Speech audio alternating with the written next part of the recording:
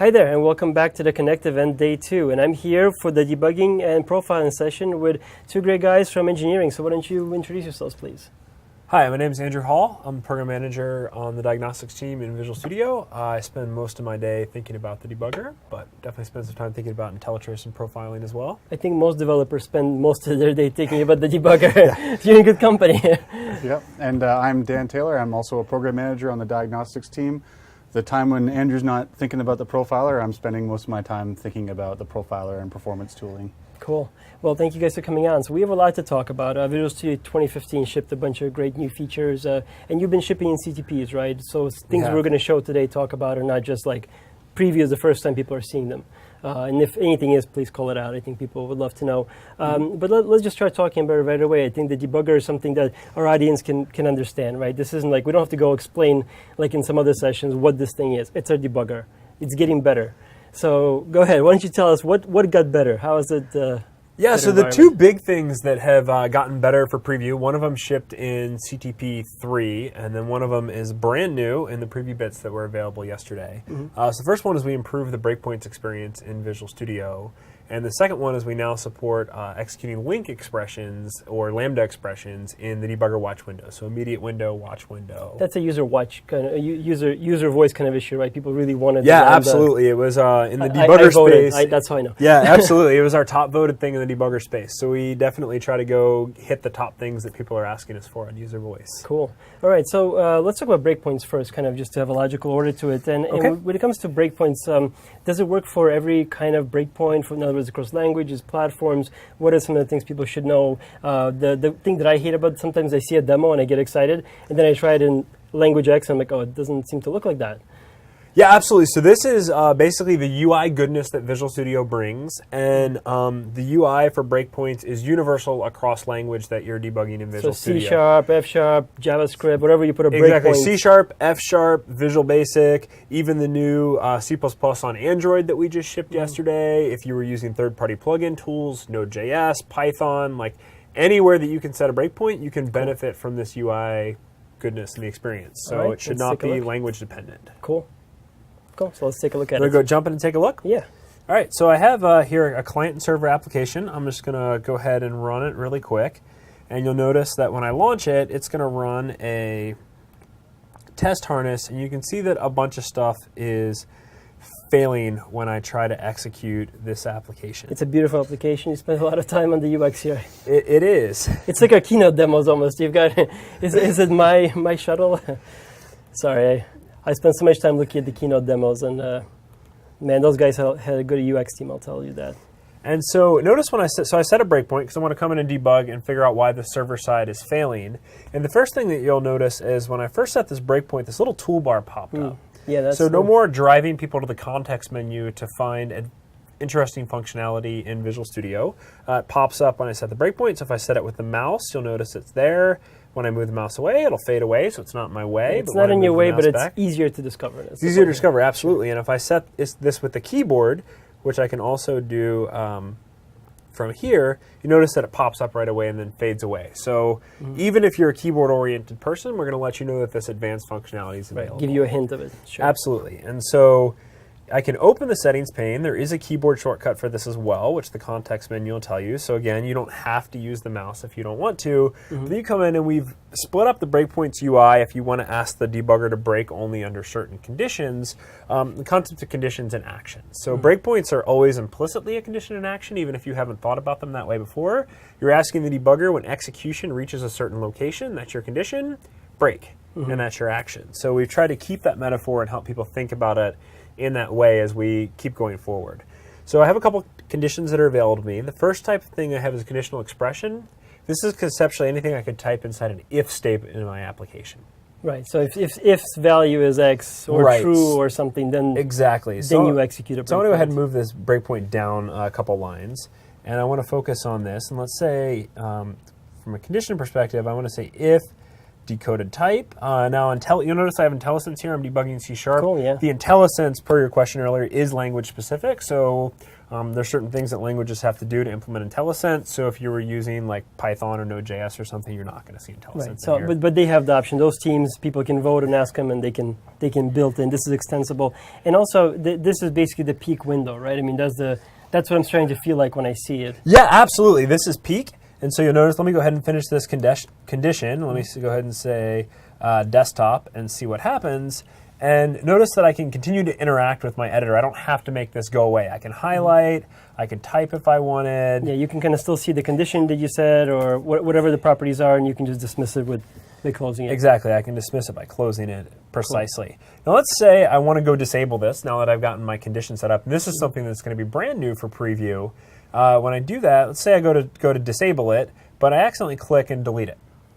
Well, now undo will bring my breakpoint back. So that was another thing that we had a lot of people ask us for. Yeah, I mean, I've hit this myself. I fully appreciate it. Sometimes you spend a bunch of time to figure out what the condition should be.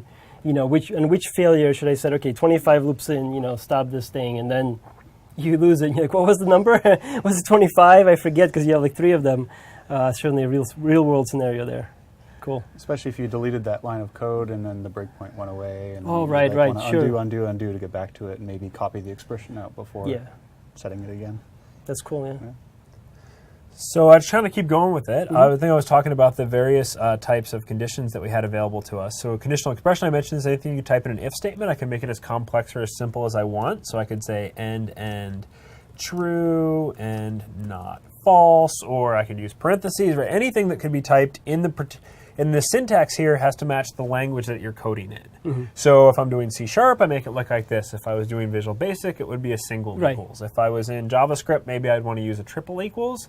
Think about basically the debugger is going to take this and it's going to pass it to the language that you're executing in and ask it to basically compile that expression. So the syntax needs to be whatever language you're programming. This is not debugger specific. This matches exactly, should match the source code that you're setting the breakpoint in. Cool. The other types of conditions we had, notice that I can combine them. So you can have multiples, nice. Absolutely. So I could have a conditional expression in a hit count, for example.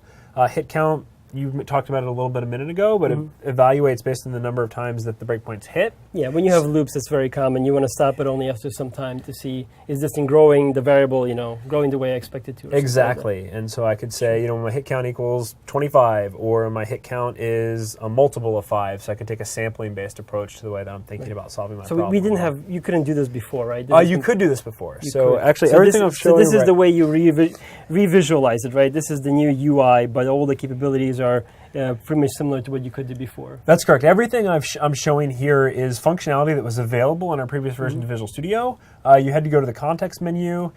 Each of the conditions, there was a separate entry in this context menu. Maybe that's why I'm not thinking about it that way, right? A nice gray modal dialog that you had to deal with, and then you had to dismiss before you could come back to using it. And you could have combined them, but it was incredibly undiscoverable that you had to go to 2 different context menus to add 2 different conditions. I bet you I never even thought of it that way because of it. Yeah, this makes it much easier. I like it. And so then the final type of condition we have is something we call a filter. And notice we've added IntelliSense support for these as well. That's new in 2015 over what we had in previous versions.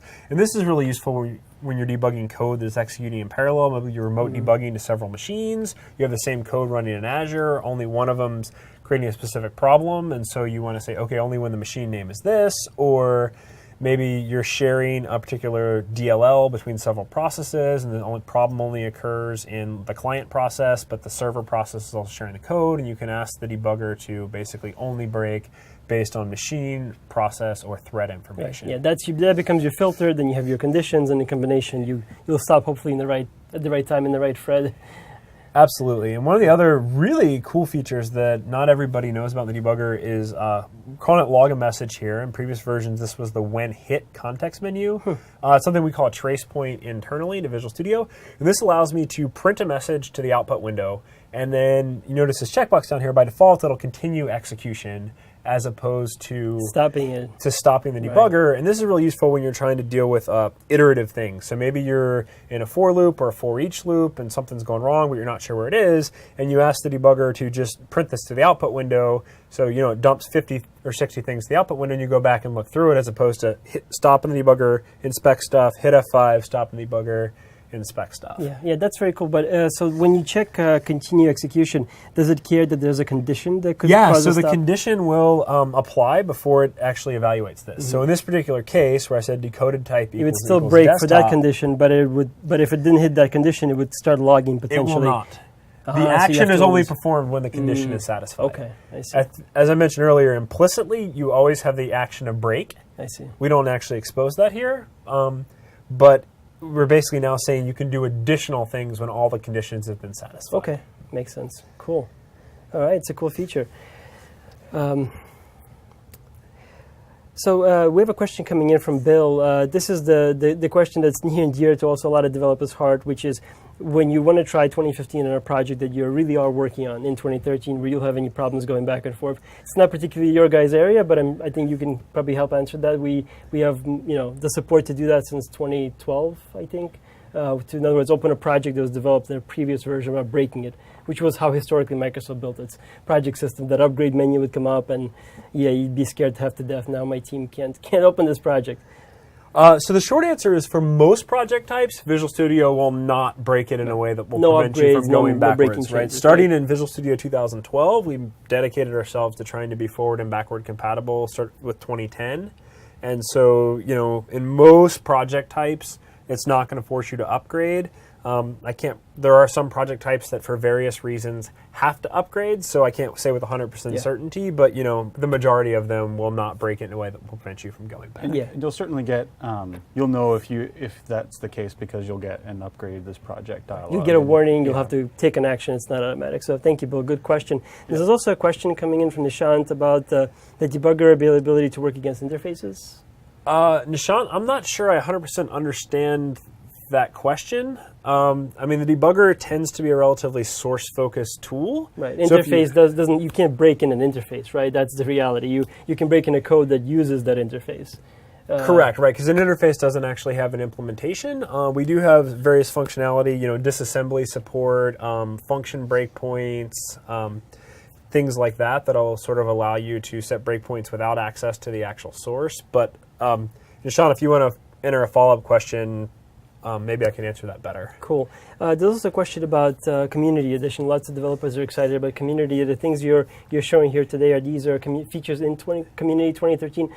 Obviously, you're showing 2015 features, so I think they're looking forward, but are these features you would expect to appear in Community at some point when next version ships? So the short answer is the engineering team. We don't specifically own SKU decisions, but for the breakpoint stuff specifically, anywhere that breakpoints are supported, you're going to inherit the UI. So I think it's not much of a stretch to say that in any Visual Studio edition that they're going to support breakpoints, so you would get this goodness. Yeah, and I would agree. From a product management side, I happen to be able to comment there. I would say things like breakpoints, things in the immediate windows that we're going to show, lots of things will be kind of universal. Things like profiling tools, that sometimes matters, and I don't have it in my head. I'm not going to try to defend every SKU here, but Community, I think, will have a lot of these cool features. So thank you very much for that question. Also, another question is coming in around the debugger.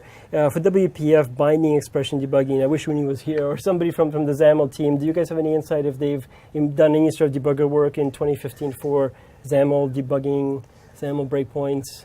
So there is some work. You saw some of it demoed in the keynote yesterday, being put in by the team that owns the XAML designers and around debugging XAML stuff. I'm not the expert in that area. But they should go watch the keynote, I guess. Well, it was a brief demo, but I'd encourage to follow up with people that are experts in that scenario. I can tell you that they are putting some work into trying to improve people's experience with debugging XAML, but I don't have specific working bits. In fact, in the keynote yesterday, it was called out that those bits are not in 2015 preview, Sure. So it's still very much a work in progress. Yeah. And we'll do more on that. We'll make sure there's more content on XAML debugging. I think it's a great topic, but we're kind of focused on source code here for languages, not UI. Yeah. Cool. Fortunately, I'm just not the right person. No problem. All right, so let's move on to the next thing that you wanted to show us, or let's finish this demo, I guess is the right say.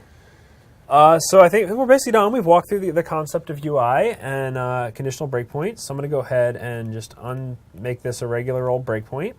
And let's come in and let's hit a breakpoint on my server-side code. Let's say I want to start figuring out all the things that are in this particular application. So I'm going to go ahead and step over this, and I can see that my decoded type is something gibberish. And so the number of apps that is going to come back if I go look at it in the watch window This is a live demo. Of course, you're going to have something like that. It's going to ultimately be 0. But let's say hypothetically I wanted to start executing. I'll tell you what, I'm going to go ahead and stop debugging and restart again because. Folks, did we mention it's a preview? It's a preview. We're doing our best. So let's go ahead to the immediate one. Let's say I want to start executing Lambda expressions against this data source applications collection because I want to do some live querying to understand what's going on in Visual Studio. Yeah, this is a very common frustration point where you realize that you can't. So you're about to show us how awesome it is when you can. Data source. Whoops. Data applications. Select. Now let's say I want to know what application types I have in here. I'm going to have to dump this to a list at the moment. Otherwise, it'll just tell me I have a lazy expression that's about to lazy evaluate. And if I were to do this in Visual Studio 2013 or Visual Studio 2012, I'm going to see this message that says Lambda expressions cannot, expressions cannot contain Lambda expressions. I have cried so many times over that. So now, Visual Studio 2015, I hit enter. Magic. And you're going to see it's going to execute. I'm able to execute my Lambda expressions in my watch window. So you notice, for example, that I did this in the immediate window. I was able to use sort of the link query syntax. I can also use this syntax directly from my application if I wanted to. I could say execute this in here, for example. Just go ahead and paste in what I have in my application. And so you can see that I'm able to execute them in both the watch window and the immediate window. Anywhere I can type in an expression to evaluate, and the debugger now supports link and Lambda expressions. Cool. Yeah, that's very cool. I think developers out there are going to love it. We have another question for you, which is around the previous topic, around breakpoints. So IntelliTrace is somewhere where you can also log information that's happening. So when you had the action up earlier, can you log to IntelliTrace and not console? So the short answer is we are working on that. Mm-hmm. And IntelliTrace, a trace point, IntelliTrace captures breakpoint events, and so you'll see that show up in the IntelliTrace log. There's a few quirks in the integration right now that we're working to try to make sure that trace points have first-class integration with IntelliTrace. So when you hit a trace point, it'll just show up with all your relevant information in our new 2015 IntelliTrace experience once we're able to ship it. Cool. Yeah, and I know that we originally we were hoping to talk about IntelliTrace in this session. The IntelliTrace PM should have been standing somewhere here, but it is what it is with a release like this, right? It's a preview release. We got as much out that we felt was stable, and I think folks can really expect a lot of cool stuff. I'm not going to spoil everything for you, but a lot of cool stuff for IntelliTrace is coming down the pike.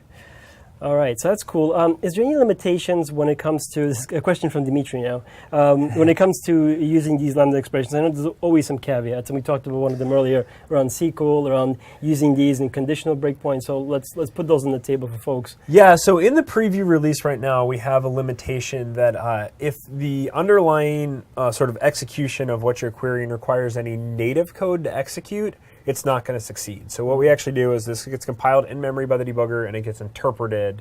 And so we're only able to do basically pure managed code. So one example of something that requires native code to execute under the covers is linked to SQL. Right. So if I tried to directly query a database from here, I'm going to get a message basically saying that that's not a supported expression at this point. Sure. Okay. Yeah, I think it's always good to know limitations, and we can always try to make it better in the future. Yeah, the other probably big thing that's worth mentioning is, again, this is a preview problem. I will say that this will definitely be fixed by the time Visual Studio 2015 ships for the RTM version, but we don't work against core CLR right now, and so that means this isn't going to work if you're debugging Windows Phone. It's not going to debug or work when you're debugging ASP.NET vNext with the preview edition of Visual Studio. Yeah, so the things that we used to call cloud optimized, the ASP.NET vNext, things we're now calling ASP.NET 5 Core, just to make it easier for the audience to understand what the heck we're talking about. So all those new ASP.NET features, they're going to be supported by this, just not yet. It's just the timing. That's correct, yeah. Okay, cool.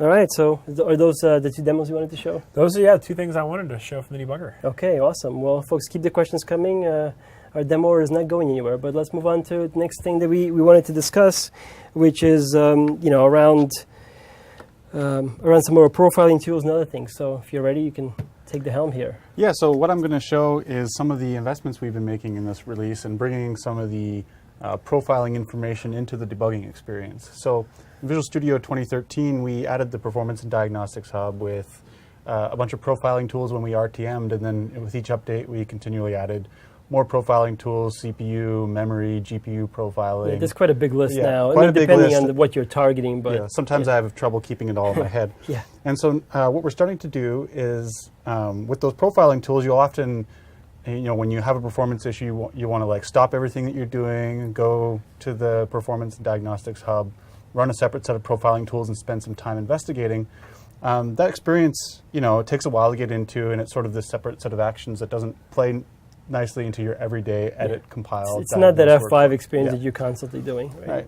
So what we're doing with Visual Studio 2015 is we're starting to bring performance information right into the debugger as you're setting breakpoints and stepping, so that you can sort of keep your eye on performance, monitor performance, and learn a little bit about the performance characteristics as your code, just as part of your everyday development cycle.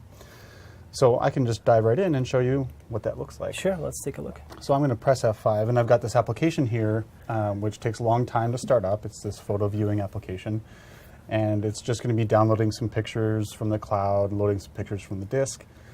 And we're seeing here that it took a long time for the pictures to be displayed in this application, right?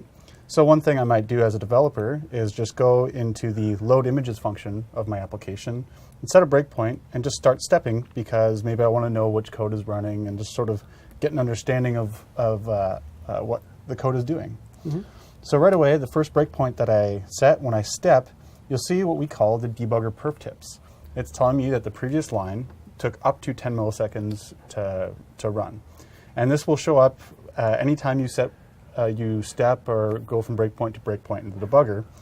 So for example, I can set a breakpoint down here, and I can press F5 and run to it. And then it's telling me that these two lines here completed in less than 10 milliseconds. Mm-hmm. Now there's some debug overhead included in this because we're running with the debugger. That would be my next question, right? I mean, what is it costing the developer? Because that's something that I think people are sensitive to. They know while they're debugging, they can already expect a little lower performance, but it's good to understand the delta, right? As you're adding more and more capabilities and benefits, awesome, but now doing to be aware that's not breaking my scenario.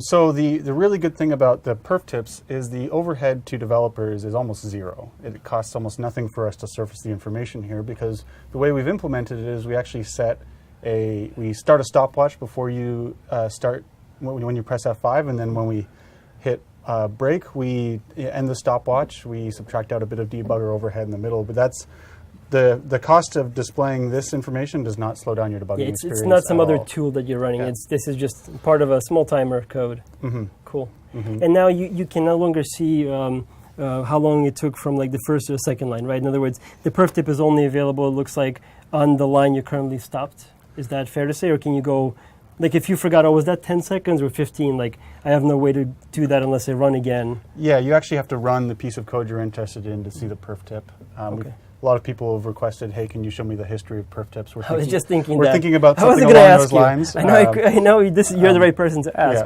Yeah. So I'm going to show a couple other, so actually just to complete my earlier talk about the debugger overhead that's included with these perf tips, we can actually give you the upper bound of how long it took to run this application. Things run faster when in release mode and without the debugger. Sure. So what this information here tells me is I can ignore these lines from my performance investigation, right? So I can go into this get images from cloud method here, and I can see how long it takes to do the various things associated with downloading the pictures from the cloud. And I noticed that this method is broken down into two main portions. The first just gets the list of pictures that are available, and then the second one goes and downloads each of them one at a time, right? So I can actually run to the very first line of this method using run to cursor. I'll show that again in a second. I did right-clicked and went run to cursor.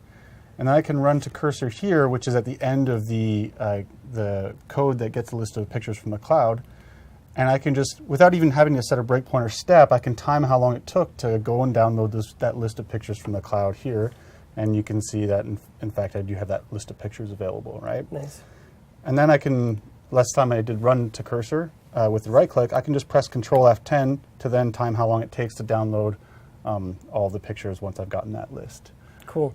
So we're getting some questions around the kind of the web debug scenario. So I'll combine a few questions into one, which is, I think everything we're showing, we said this before, right? It works in, like, for example, managed code, right? C#, F#, C++, all these breakpoints, all of these, even these tips, right, appear for all those languages, right? So there's no problem. Does any of this translate to JavaScript breakpoints in JavaScript? Can you see perf tips, let's say, in JavaScript side?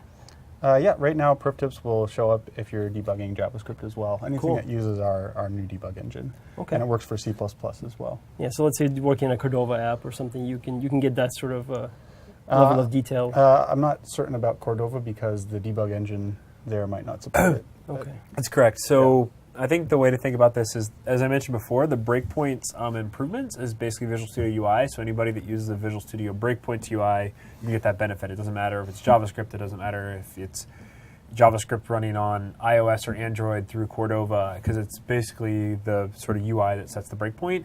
Perf tips, in order to make them accurate, you basically need to put that start and stop stopwatch as close to the code as you can. So before the debugger resumes and it's executing it. So we've implemented this in sort of our Visual Studio debugger right before we tell the program that it's okay to run again. We start the stopwatch, and the instant the program stops, we call that stop. But for something like Cordova, we're actually debugging against whatever the JavaScript engine is that's executing on that device.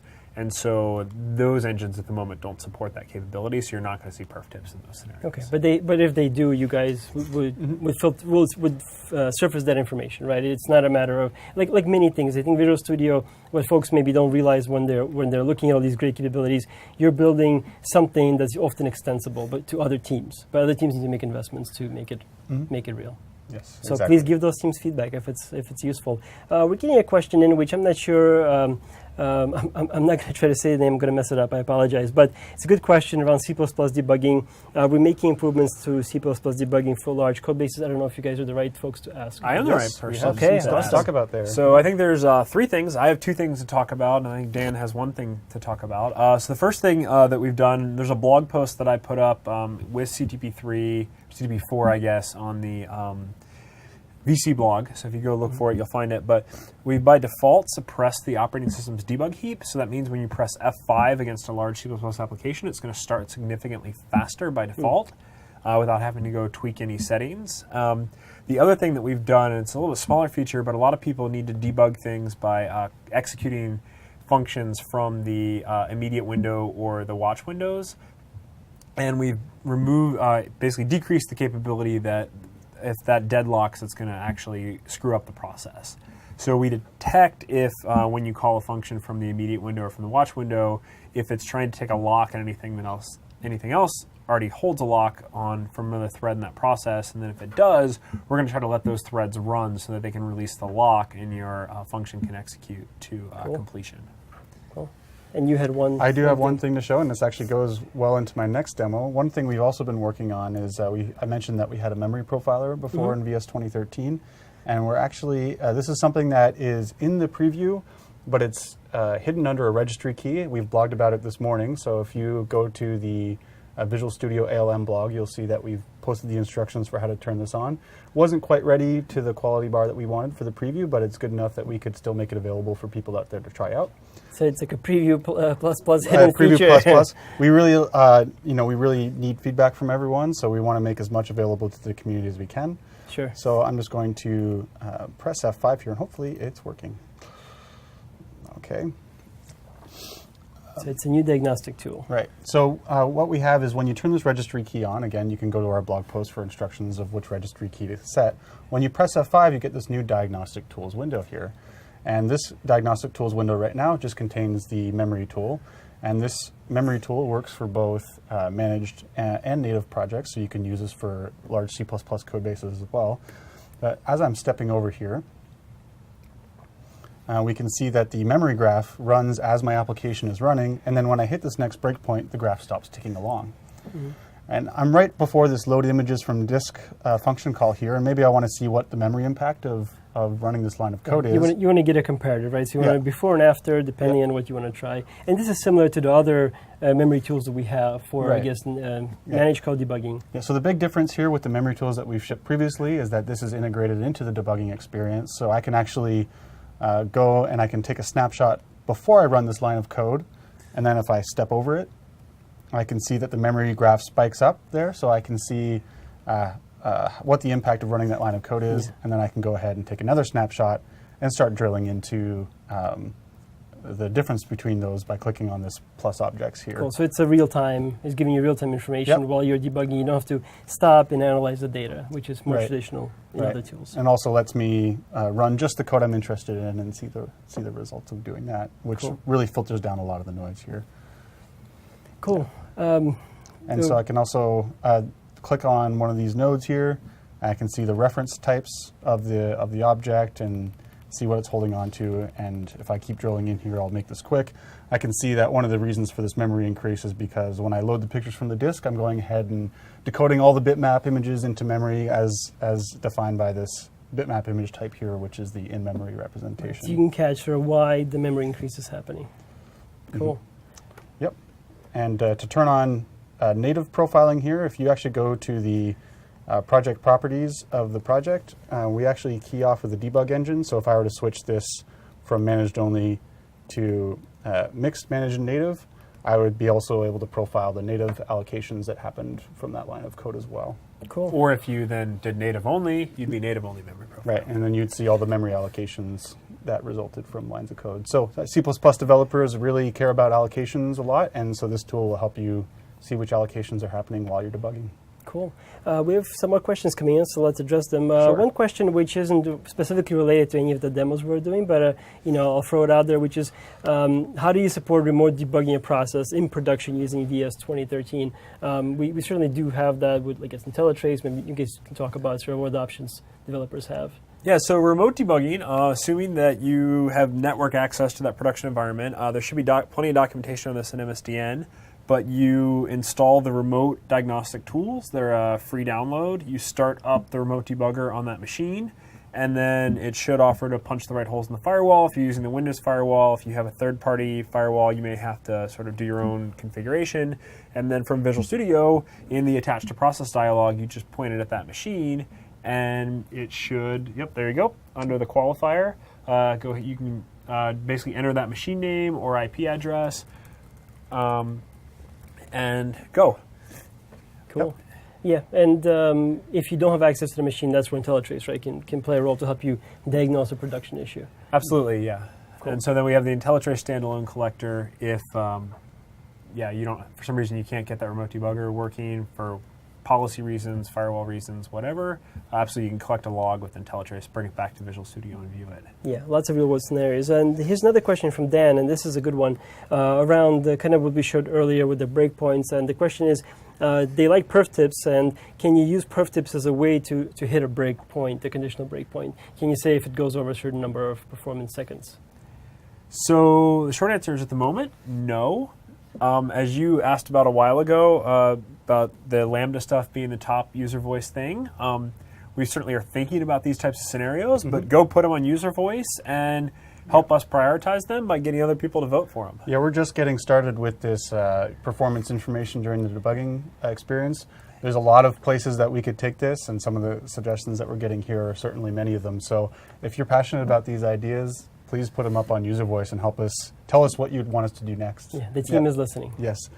Yeah. Cool. All right, let's continue your demo, because I think you're not done with what you were showing, or you feel I am pretty much done, but I just wanted to get the memory view back up here because now I've turned on the managed and native debugging. Oh yeah, let's take a look at that. It's a good scenario.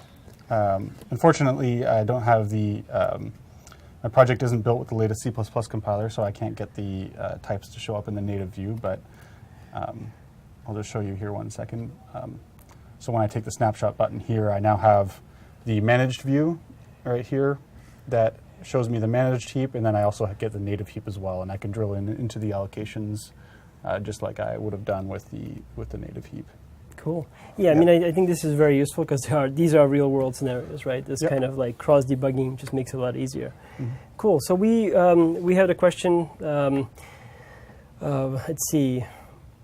So where are all these enhancements that we're showing, where are they going to be, basically, which Visual Studio? So 2015, right? When you guys RTM, that's where you can find, that's when you can go use it in production. And we're showing it right here for, we have this is a managed C# store app right here that we're showing.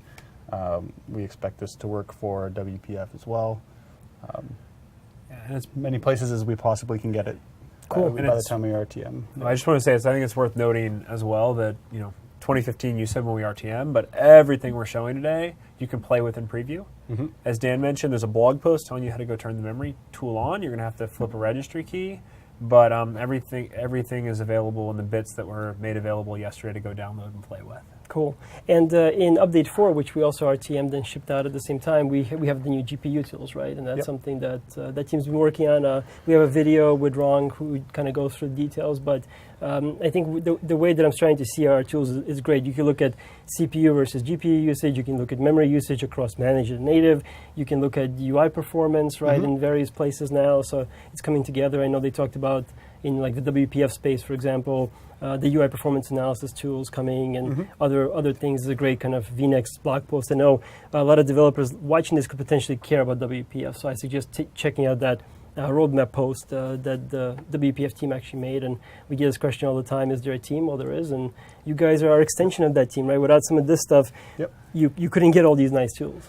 Yeah, so the as you said, I recommend checking out that WPF roadmap blog post that went out. It talks about the new diagnostic tools that we're bringing in for WPF as well, and we certainly work with those teams a lot, and we try and help as many people as we can have great diagnostics features in VS. Cool. And today we talked a lot about, not just today, but like in an event yesterday about cross-platform development. And one question I can see people having potentially is, how well does this, or not at all, potentially work with Xamarin Stack? So if, let's say, you have a Xamarin app, do you guys have kind of feedback on that? What will be there? So if you're writing, I mean, you think you're writing C#, right? But you're writing it against different compilers, different platforms, potentially. So our cross-platform debugging stuff is usually where we're leading on the cross-platform, and some of these higher-level profiling diagnostics experiences tends to come later. Right now with Xamarin, a lot of the stuff I'm showing doesn't apply, but Xamarin has their own Xamarin profiler that they're working on and stuff like that. Right, yeah, they did a Xamarin Evolve conference. I, again, recommend Xamarin's a great company. Take a look at what they're doing. But it's good to kind of understand, because I don't want people to invest time, download, install, try something if they can't take advantage of it. Yeah, so these are Windows-only features. Windows-only features, yeah. But again, I'm sure we'd love some feedback on it as well. All right. Is there anything else that you guys kind of want to hit? Or we hit everything that's shipped? Am I forgetting anything? Do you want to talk about the support that we've added for Android stuff? Yeah, let's do it. There you go. Thank you. All right, so we've added two new things were announced yesterday in Visual Studio. So the first thing I want to mention is we've added support for C++ targeting Android applications. So if I now say new project in Visual Studio 2015, let's go find the C++, and you can find the new cross-platform node. You can see I have various types of projects for C++ that will target Android applications. Yeah, Ankit touched on this earlier. We had a MDD session. If folks missed it, I suggest checking it out. He did a little bit of the demo here, but it'd be great to see it again from the debug perspective. And so, as I'm sure Ankit talked about, and there's other places that are far better resources than me, but if you have a Java application that's calling a C++ library, you have the ability to go configure your C++ library so that when you press F5 to start debugging, it's going to launch the Java application that calls the C++, and you can use the Visual Studio C++ debugger against it. And so if we just want to set a breakpoint in the our main entry point down here, let's just go ahead and set a breakpoint. Notice that as I was talking about, because anywhere that I set breakpoints, I inherit the breakpoint goodness. Right, the capabilities there. I have debugging support. And the other thing that has gotten a lot of really positive press I've seen in the last 24 hours is the new Visual Studio emulator for Android. Oh yeah, this is a great thing. So when I click Start Debugging, it's going to launch Visual Studio's emulator for Android. I'm going to see that start. You're actually going to be probably pretty pleasantly surprised with how fast it's going to start. This is not a pre-recorded video. We can't cheat here, right? We can't like edit out 10 seconds. So if it doesn't start fast, we're in trouble. Yeah, but I've seen it start. Well, one of the things that I can see people potentially asking is Zoom. Yeah, good point. So one of the things people could potentially ask is, well, great, I love the fact you guys made your own Android emulator, but I'm happy with my third party. You know, there's other emulators out there. Well, is what you're about to show me going to work only with our emulator story, or will it work with Android emulators generically? Oh, error. The live demo gods strike again. That's right. No, that's right. Well, let's just talk through it. We don't have to absolutely. make it perfect. So what should have happened here ideally? So ideally, let's pretend it worked. My it worked, guys. application- Everything was perfect. My application would have launched, and basically this loop is executing, it's processing all the incoming events, and so breakpoint would have been hit, and I would have had a Visual Studio debugging experience. Again, there's a blog post up kind of describing the features that you can expect to work and not work in C++, but we think we have a relatively good debugging experience. Yeah, and it did start fast. I mean, it might have not worked, but I don't know if folks out there have tried the other emulators. Some of them are, would take a little bit longer. We'd have to go get coffee, basically. But would it work with those other emulators if you did go get coffee? Absolutely. So our debugging experience, all the Visual Studio cross-platform projects, Visual Studio Emulator is a choice, but we should work with any emulator, and it just needs to support at least API level 19. 19, yeah. With Android, that is always the trick, right? Which API level? Cool. Well, I think that's great. I think we've showed a lot today. Folks can certainly read the various blog posts. Let us know your feedback. These guys are listening to the community, and I want to thank you both so much for showing up today for Connect Day 2. Thank you. Thank you. All right. Well, thank you very much, everybody. We'll be back again for the next session on Visual Studio IDE.